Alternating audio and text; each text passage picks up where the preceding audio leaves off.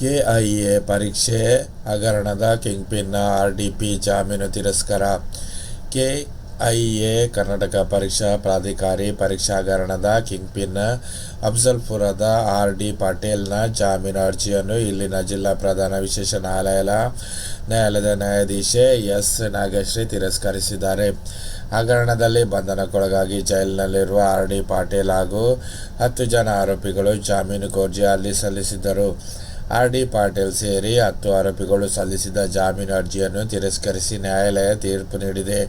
2023ರ ಅಕ್ಟೋಬರ್ನಲ್ಲಿ ಪರೀಕ್ಷಾ ಪ್ರಾಧಿಕಾರ ವರದಿ ನಡೆಸಿದ ಎಸ್ಡಿಎ, ಎಫ್ಡಿಎ ಪರೀಕ್ಷೆಗಳಲ್ಲಿ ಹಗರಣ ನಡೆದ ಆರೋಪ ಇವರೆಲ್ಲರ ಮೇಲಿದೆ. ಆರ್.ಡಿ. ಪಾಟೀಲ್ ಸೇರಿ 10 ಜನರ ವಿರುದ್ಧ ಕೋಕಾಡಿಯಲ್ಲಿ ಪ್ರಕರಣ ದಾಖಲಾಗಿ ಎಲ್ಲರೂ ಜೈಲಿಗೆ ಸೇರಿದ್ದಾರೆ. ಅದೇ ರೀತಿ ಪೊಲೀಸ್ ಇಲಾಖೆ ಆಧುನೀಕರಣ ಅನುದಾನಕ್ಕಾಗಿ ಶೀಘ್ರ ಶಾಖೆ ಮನವಿ.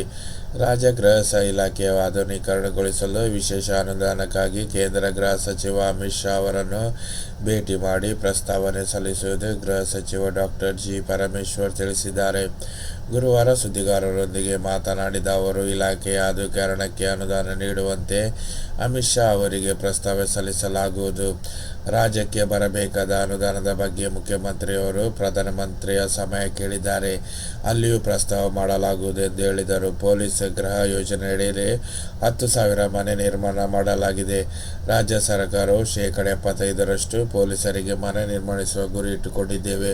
ಪ್ರಸ್ತುತ ಶೇಕಡ 40ರಷ್ಟು ಮನೆ ನಿರ್ಮಿಸಲಾಗಿದೆ. ಇನ್ನು ಗೃಹ ಇಲಾಖೆಗೆ ಸಂಬಂಧಿಸಿದ ಕೆಲ ಯೋಜನೆಗಳು ಬಾಕಿ ಇದ್ದು ಶೀಘ್ರವೇ ಪೂರ್ಣಗೊಳಿಸಲಾಗಿದ್ದಾರೆ ಎಂದರು. ಅದೇ ರೀತಿ ಇನ್ನೊಂದು ವಾರ್ತೆಗಳು ನೋಡುವ. ಕೆಂಪೇಗೌಡರ ದೂರದೃಷ್ಟಿ ನನಸು ಮಾಡಲು ಕ್ರಮ. ಪ್ರಧಾನಿ ಮೋದಿ ನಾಡಪ್ರಭು ಕೆಂಪೇಗೌಡರ ಜಯಂತಿಗೆ ಪ್ರಧಾನಿ ನರೇಂದ್ರ ಮೋದಿ ಶುಭಾಶಯ ಕೋರಿದ್ದು, ತಮ್ಮ ಗೌರವ ನಮನ ಸಲ್ಲಿಸಿದ್ದಾರೆ. ಗುರುವಾರ ಟ್ವೀಟ್ ಮಾಡಿದ ಅವರು, ಕೆಂಪೇಗೌಡರು ದೂರದೃಷ್ಟಿ ಮತ್ತು ಆಡಳಿತಾತ್ಮಕ ಕೌಶಲ್ಯಗಳಿಗೆ ಹೆಸರುವಾಸಿಯಾದ ದಾರ್ಶನಿಕರಾಗಿದ್ದರು. ಆರ್ಥಿಕ ಹಿತ ಚಿಂತನೆ, ಕೃಷಿ, ನೀರಾವರಿ ಮುಂತಾದವುಗಳ ಸುಧಾರಣೆಯಲ್ಲಿ ಅವರು ಮುನ್ಸೂಚನೆಯಲ್ಲಿದ್ದಾರೆ. ಅವರು ಕಟ್ಟಿದ ಬೆಂಗಳೂರು ನಗರ ತನ್ನ ಚಲನಚಿತ್ರಶೀಲತೆ, ಹುರುಪು ಮತ್ತು ನವ್ಯತೆಯನ್ನು ಜಾಗತಿಕವಾಗಿ ಮೆಚ್ಚುಗೆ ಪಡೆದಿದ್ದೇವೆ. ಸಮಾಜದ ಬಗ್ಗೆ ಕೆಂಪೇಗೌಡರ ದೂರದೃಷ್ಟಿಯನ್ನು ನನಸಾಗಿಸಲು ಮತ್ತು ಅವರು ಘೋಷಿಸಿದ ಮೌಲ್ಯಗಳನ್ನು ಎತ್ತಿ ಹಿಡಿಯಲು ನಮ್ಮ ಸರ್ಕಾರ ಕೆಲಸ ಮಾಡುತ್ತಿದೆ ಎಂದಿದ್ದಾರೆ. ವಿಡಿಯೋ ಇಷ್ಟವಾದರೆ ನಮ್ಮ ಚಾನಲ್ ಲೈಕ್ ಮಾಡೋ ಬಗ್ಗೆ ಹೇಳಿ. ಅದೇ ರೀತಿ ಇನ್ನೊಂದು ವಿಷಯ ನೋಡುವ. ಎಸ್ಕಾಂ ಸುಳ್ಳು ಅತ್ಯಾಚಾರ ಕೇಸ್ 13 ಆರೋಪಿಗಳಿಗೆ ಜೈಲು ಶಿಕ್ಷೆ.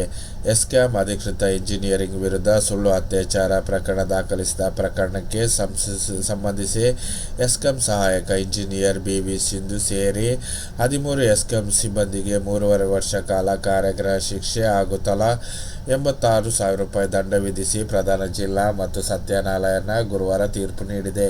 ಬೆಳಗಾವಿ ಎಸ್ಕಾಂ ಅಧಿಕೃತ ಇಂಜಿನಿಯರ್ ಆಗಿದ್ದ ತುಕಾರಾಂ ಮಂಜೂರಿ ವಿರುದ್ಧ ನವೆಂಬರ್ 19, 2016 ಮೊದಲನೇ ಆರೋಪಿ ಬಿ.ವಿ. ಸಿಂಧು ಅತ್ಯಾಚಾರ ಪ್ರಕರಣ ದಾಖಲಿಸಿದ್ದರು. ತನಿಖಾ ಅಧಿಕಾರಿಗಳು ತನಿಖೆ ಕೈಗೊಂಡು ಬಿ ರಿಪೋರ್ಟ್ ಸಲ್ಲಿಸಿದರು. ಬಳಿಕ ಮುಜುಗಿ ದೂರು ಹಿಂಪಡೆಯಲು ಕರೆ ಮಾಡಿ ಜೀವ ಬೆದರಿಕೆ ಹಾಕಿದರೆಂದು ಸಿಂಧು ಮತ್ತೊಮ್ಮೆ ದೂರು ದಾಖಲಿಸಿದರು.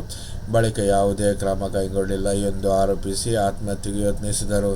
ಇದಕ್ಕೂ ಮುಜುಗಿ ಅವರೇ ಕಾರಣವೆಂದು ಮತ್ತೊಂದು ದೂರು ನೀಡಿದರು. ಪೊಲೀಸರು ತನಿಖೆ ನಡೆಸಿದ್ದು ಯಾವುದೇ ಘಟನೆ ನಡೆದಿಲ್ಲವೆಂದು ಬಿ ರಿಪೋರ್ಟ್ ಸಲ್ಲಿಸಿದೆ. ವಿಡಿಯೋ ಇಷ್ಟವಾದರೆ ಲೈಕ್ ಮಾಡಿ.